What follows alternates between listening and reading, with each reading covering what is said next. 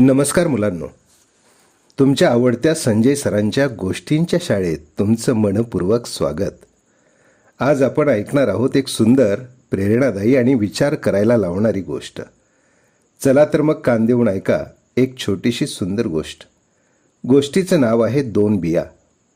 एका शेतकऱ्याच्या हातात 2 बिया होत्या. त्याने दोन्ही बिया सुपीक जमिनीत पेरल्या. पहिली बी म्हणाली, मला मोठं झाड व्हायचं आहे. मला मुळं खोलवर रुजवायची आहेत, फुलं द्यायची आहेत, फळं द्यायची आहेत. मी धाडस करीन. ती बी जमिनीत रुजली. थोड्याच दिवसात तिचा अंकुर बाहेर आला.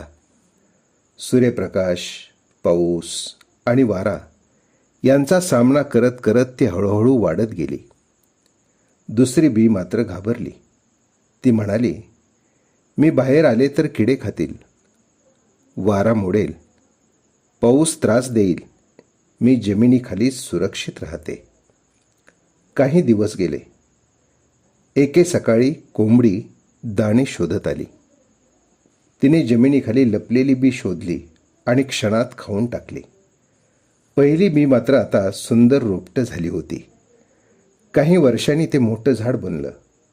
त्या झाडांवर पक्षी घरटी बांधू लागले. प्रवाशांना सावली मिळू लागली आणि गोड फळांनी अनेकांची भूक भागू लागली.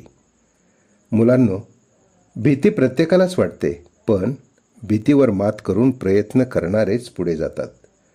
जो फक्त सुरक्षित राहण्याचा विचार करतो त्याच्या हातून अनेक सुंदर संधी निसटून जातात. तात्पर्य, भीतीपेक्षा धैर्य मोठं असतं. प्रयत्न करणाऱ्यालाच यश मिळतं. मुलांनो, आजची गोष्ट तुम्हाला कशी वाटली?